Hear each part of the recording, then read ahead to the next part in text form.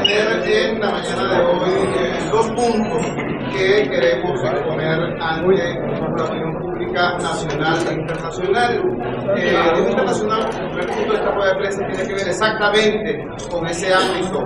La Mesa de la Unidad Democrática acordó designar a Ramón Guillermo Aveledo como coordinador del accionar internacional de la Mesa, especialmente referida a esta acción, en primer lugar, a el tema, por supuesto, vinculado con UNASUR, con el Vaticano, con toda esta diligencia a propósito de la supuesta facilitación de la búsqueda de una solución política a la crisis venezolana. Digo supuesto porque, como todos ustedes saben, la Mesa de la Unidad Democrática se empeñó en ese proceso, apostó por ese proceso que lamentablemente fue interceptado, interferido, saboteado por la ausencia de resultados.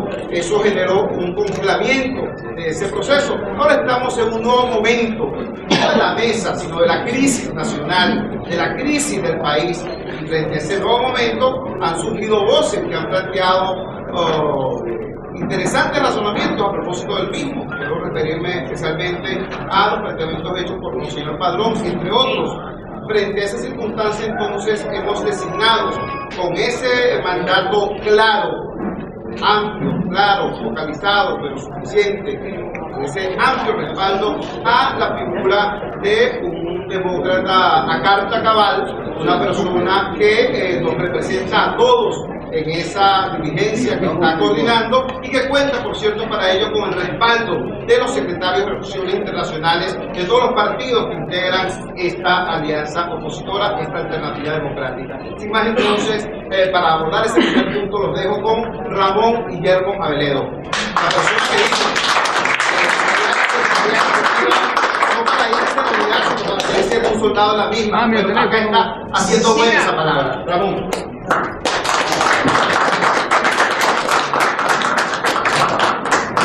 En realidad, en esta primera comparecencia hay poco que decir, hay mucho sí que hacer. La mesa ha tomado la decisión de implementar esta tarea y yo desde luego como comandante la asumo.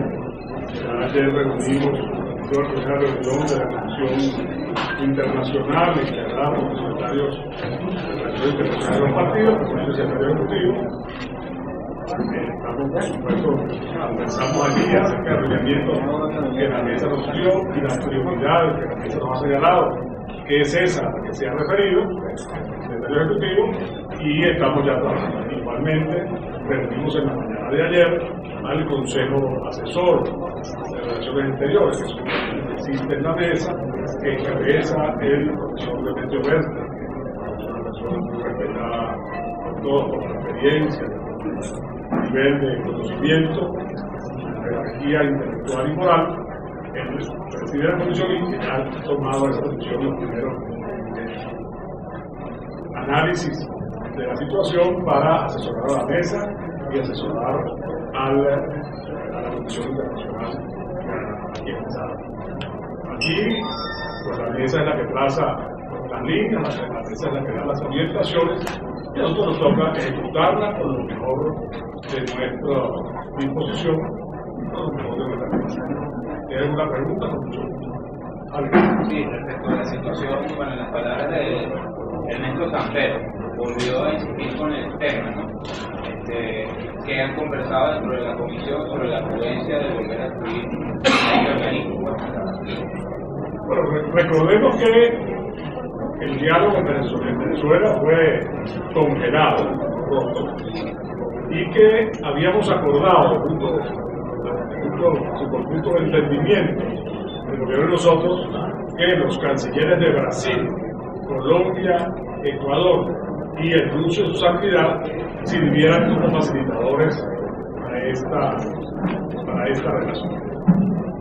Ahí hay muchas asignaturas pendientes, es muy evidente. Y es la segunda vez que el presidente Samper se refiere al asunto. Lo hizo recién designado, secretario de UNASUR, y ahora vuelve a hacerlo en una declaración emitida en Brasil. Por supuesto que alguien de su importancia internacional, de su entidad, se ocupe del tema de Venezuela, realmente lo que quiere decir es que se mantiene la atención de la comunidad internacional sobre Venezuela. La situación de Venezuela no es una situación normal. Esto, por supuesto, viene en continuación con otros asuntos y otros pronunciamientos de la comunidad internacional, como el grupo de trabajo sobre la situación humanitaria de la Organización de Naciones Unidas, en los casos de hay pronunciamientos que todos los días hay. Quiere decir que en todas partes, inclusive un ciudadano colombiano que vive en Quito, el presidente Samper se da cuenta de lo excepcional de la situación venezolana. Ojalá el gobierno se dé cuenta y no siga perdiendo tiempo de esta manera. En realidad, el marco para cualquier diálogo entre el gobierno y sus ciudadanos es la Constitución. La Constitución de la República Bolivariana de Venezuela. En eso insistimos y siempre insistiremos. Ese es el marco para cualquier relación entre el Estado venezolano y sus ciudadanos, y ese es desde luego el pacto fundamental que une a esta región. Hay algún mecanismo, digamos, porque se han registrado distintos pronunciamientos del punto de vista internacional con respecto a Venezuela, en el caso de los presos políticos que usted mencionaba, pero digamos que no hay ninguna buena voluntad por parte del gobierno para acogerse a esos preceptos internacionales a los cuales está obligado como Estado y que están en la Constitución. ¿Hay algún mecanismo que vaya a trazar la mesa del punto de vista internacional para hacer que se acojan esos mandatos? Porque no se ve como un avance por parte del Ejecutivo en respetar eso. Esa indiferencia es un síntoma de la crisis venezolana y así debe ser vista, y así es vista, por cierto, a nivel internacional. Y la mesa responde en su defensa de los derechos de los venezolanos. Siempre seguirá informando, manteniendo constante, puntualmente informando a la comunidad internacional acerca de la situación venezolana y de la dificultad que tenemos nosotros para poder ejercer a plenitud los derechos que no tenemos porque están en la Constitución, no, están en la Constitución porque los tenemos, que la obligación del Estado es garantizada. ¿Alguna quiere internacional para cuál sería el próximo organismo a visitar?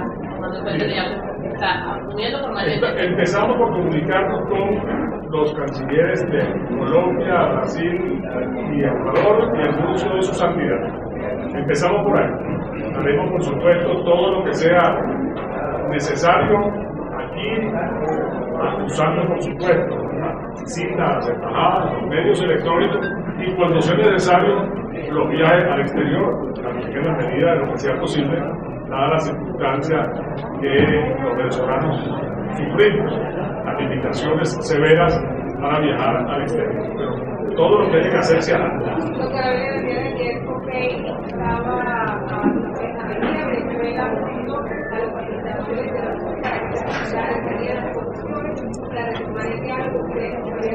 Es una buena recomendación.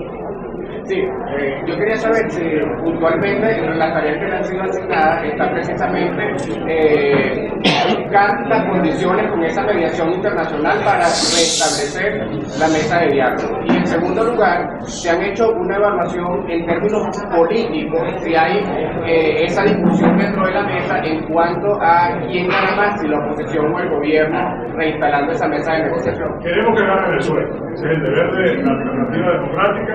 Ese es el objetivo nuestro, hacerlo por el progreso de los venezolanos, por la paz de los venezolanos, por la vigencia de la Constitución, por la vigencia efectiva de los derechos, por nuestros presos, por nuestros procesados, por nuestros exiliados, porque haya poderes públicos que cumplan con su papel constitucional, que es el papel que tienen dentro del diseño de la democracia venezolana. Por supuesto que el mandato que tenemos es, claro, lo ha dicho el secretario ejecutivo, con meridiana claridad. Se me ha responsabilizado de las relaciones internacionales de la unidad, junto con coordinador de la comisión que integran los secretarios internacionales. Y se nos asignó una prioridad.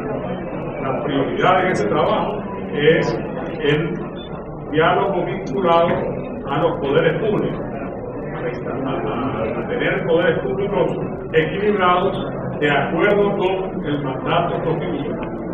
Para eso, que está en lo que originalmente hablamos cuando propusimos, recordemos, que es una proposición de la mesa, la presencia internacional de un tercero de buena fe que atestigue, facilite y en caso de ser necesario, medios, nacional o internacional.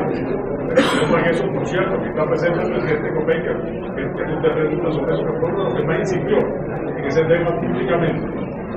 Y es una posición oficial de la mesa, de manera pues que lo que queremos es tener la ayuda de nuestros amigos de Venezuela, los países de América Latina y el Vaticano, porque su santidad Francisco personalmente así lo desea. Recuerden ustedes que desde que el portavoz de Francisco, que es Monseñor Filipo Lombardi, el Vaticano, lo anunció en esa disponibilidad. Estamos hablando de marzo de este año. Desde entonces nosotros enseguida dijimos que por supuesto estábamos. Lo que esperamos es que eso dé fruto para bien de Venezuela. Y las condiciones se irán viendo y se irán midiendo paso a paso. Desde luego, los resultados electorales en Brasil, las circunstancias de la política colombiana, las circunstancias de la política de otros países de América, eso todo más bien apunta en la dirección de una mayor y mejor comprensión de nuestra realidad y una mayor y mejor disposición para hacer valer los principios, los valores que le dan forma a la comunidad internacional. Bueno, ahí les agradezco mucho la pregunta, pero hay otros asuntos que se deben, por los cuales se debe referirse y que tienen muchísima importancia para nosotros. Muchas gracias.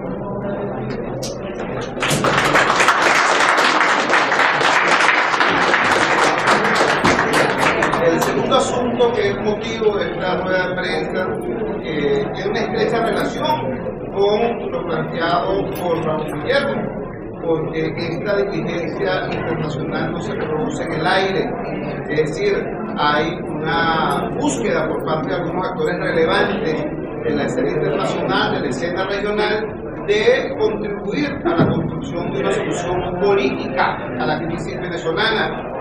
Pero ahora viene una pregunta de fondo, una pregunta central. ¿Cómo Carrizo hablar de una solución política en un país donde el precio de hacer política puede ser la persecución, la judicialización, la tortura, la prisión o la muerte? Esto tiene que quedar muy claro y tiene que ser meridianamente expuesto ante los venezolanos y ante el mundo. Aquí, hablar de una solución política, de la búsqueda de una solución política, cuando el precio de hacer política es, por ejemplo, lo que está ocurriendo en el día de hoy con el diputado Ismael García, y esta rueda de prensa tiene también ese propósito fundamental, denunciar claramente que, en nuestra opinión, es inaceptable esta operación de acoso y derribo por parte del gobierno nacional contra destacados dirigentes políticos que son además representantes populares, que están ejerciendo una condición en nombre del pueblo venezolano que los distinguió para ello con sus votos. Lo que está ocurriendo en el caso de Ismael García, que repito, están intentando colocarlo en la picota por una denuncia de un ciudadano que, por cierto, yo no sé cómo va a ser el gobierno con el impacto internacional de esa denuncia y de ese proceso, que está demandando a una persona que es ampliamente conocida fuera de nuestro país, precisamente por estar supuestamente incurso en un conjunto de irregularidades extremadamente graves. El señor Carvajal, quien denuncia a Ismael García. Lo que está ocurriendo con el caso de Juan Carlos Caldera, precisamente uno de los diputados que de manera más activa ha estado trabajando en este tema de la búsqueda de la solución política, de la solución pacífica, metido en el tema del CNE y de los poderes públicos. Bueno, resulta que también el diputado Juan Carlos Caldera corre el peligro de que en las próximas horas sea desconocido o defenestrado en su condición por una operación política, repito, de baja estofa, que lo único que persigue es enrarecer el clima político venezolano hasta hacerlo irreconocible. Y la cosa, por supuesto, no se para allí. Estamos hablando también del tema de nuestros presos políticos, lo ocurrido en el caso de Leopoldo López, nos acaba de informar Luis Rodrigo que se reactivó por fin el tribunal en que tiene su causa. Una cosa extraña, se llamaban a audiencia al prisionero a un tribunal que estaba cerrado. Lo que está ocurriendo en el caso de Daniel Ceballos, lo que está ocurriendo en el caso de Nelson Carano, del comisario Luquese, de tantos y tantos presos, perseguidos, exiliados. Todo eso ocurre además en el marco de una cosa que institucionalmente es muy delicada, muy delicada. Ese intento de un gobierno que de manera absolutamente irresponsable que ha manejado en la Asamblea Nacional para impedir la renovación de los poderes públicos en su momento de acuerdo al procedimiento constitucional, ahora resulta que anuncian un fast track. Es una operación que es claramente defensiva.